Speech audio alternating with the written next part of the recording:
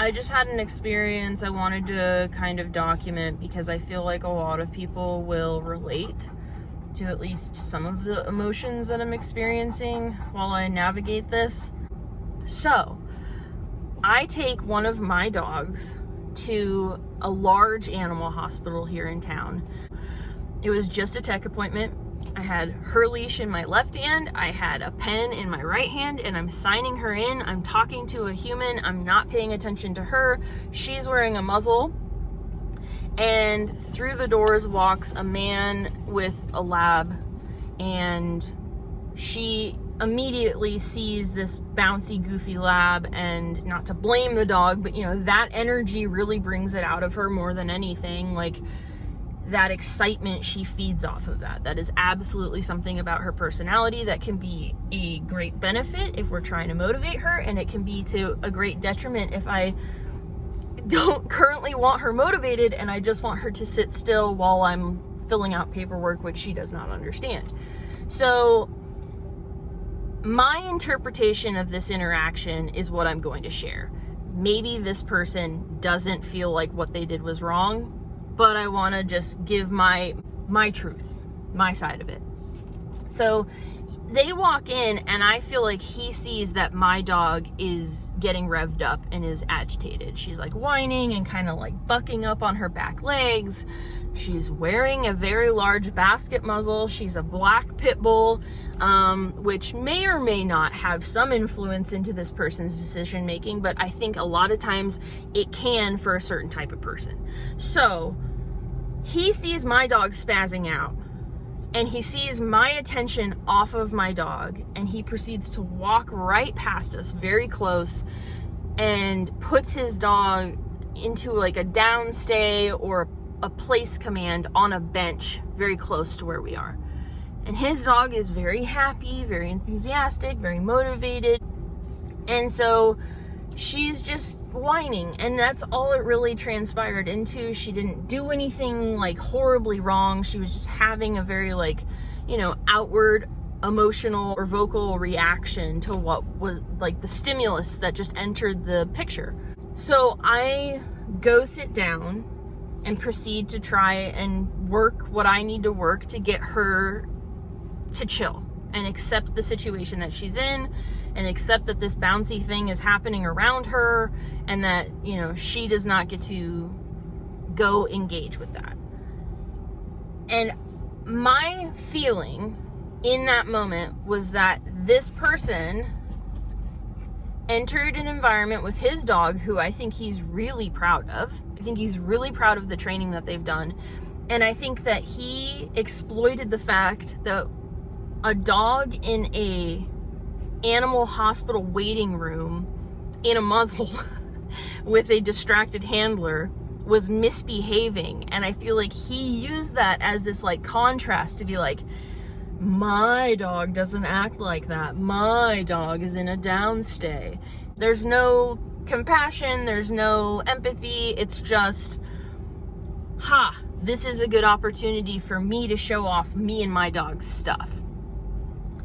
And I just want to say, as a dog trainer, I would never do that to someone. Like, it is disgusting, I think, to use an animal hospital as a place to practice training, like beyond your own like personal bubble, your personal space. Like, that is not an agility field. It is not, you know, a group class. Like, we're not all consenting to be part of like your training session. So like, to just like make the whole world like watch you do this like obedience routine that you're really proud of. And it's like a guy going to a party and picking up a guitar, and now he's just going to make everyone listen to him play because he's really proud of the fact that he knows how to play, you know, Wonderwall. Like, that isn't what everybody's there to do.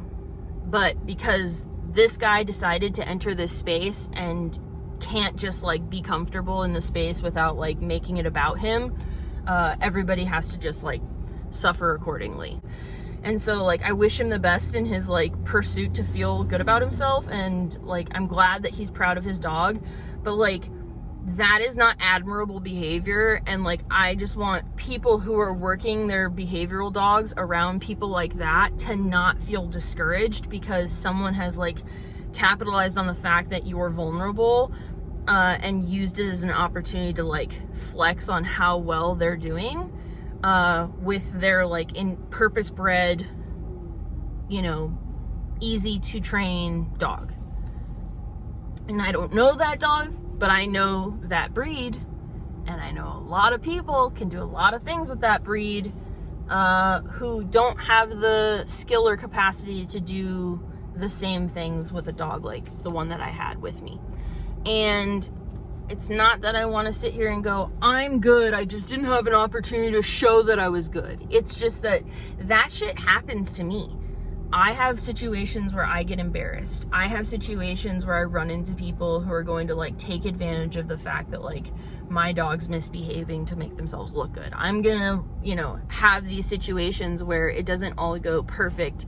And from a perspective of someone who works with behavioral dogs, I feel like what I was able to accomplish with my dog is impressive if you know how difficult it is owning a reactive dog. But like, because it's not the flashy obedience, very like simple to digest and understand and know what you're looking at picture for like the average person, it can be very easy for us to go, nobody around like is looking at us like we're doing anything impressive, so that must mean that we're not.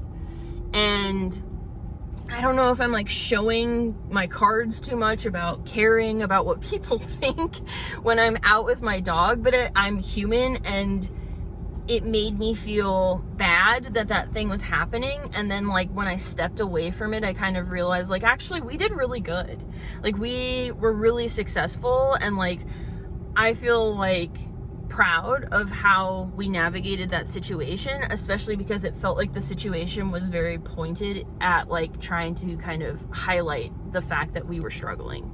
So I don't know how to wrap this up, but that's kind of just something that I wanted people to know. I think we did a really fucking good job, and I just hope that when you navigate similar situations, you're able to use this as a frame of reference that, you know, it's very easy for people to do things that are flashy if they're working with dogs that don't struggle with behavioral stuff.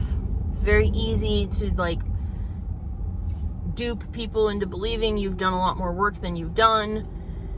I feel like I'm just shitting on this guy and like discrediting everything, but it's like he literally put the dog into a down, and then the fucking dog broke the down, and everyone was like, wow, my dog could never do that. Meanwhile, we're over here working through reactivity, and she settles, and like crickets, everybody's still talking about how much the lab likes to swim. And it's just like, people are allowed to like those kinds of dogs. People are allowed to be proud of like the work that they're able to accomplish with those kinds of dogs. But like, please just don't ever forget, if you own a behavioral dog, like you're fucking starting at like 30 yards behind the starting line. Like you have to get your dog into a headspace where they are even able to like start to perform the like obedience. But once you're able to get them to the starting line, you've already got so many tools under your belt that like your dog's obedience can be like really impressive, really cool, because you've built a relationship where you've outcompeted something that's like a serious distraction. So yeah, I think it's easy to look at the two dogs in that situation and go, that dog's good and that dog is clearly bad because it's wearing a muzzle and it's reactive. And it sucks because it's like, that guy bought a fucking lab puppy from a breeder and like was set up to be successful, and I'm trying to do something honorable with a dog that got kicked out of group classes, was not bred with any sort of like well-educated intention, and has defensive and aggressive behavior and has to wear a muzzle. I've done a lot of work to be responsible with this dog, and like I know how it feels to stand next to the dog that everyone goes, that dog's bad. And you've done all this work to like make them safe and like manageable, and I don't know, there's just like, no validation, no payoff, and like honestly from most of the world you will never get it. So I hope that you get it from this. I hope that this video gives you that, and that's where I'm gonna end it.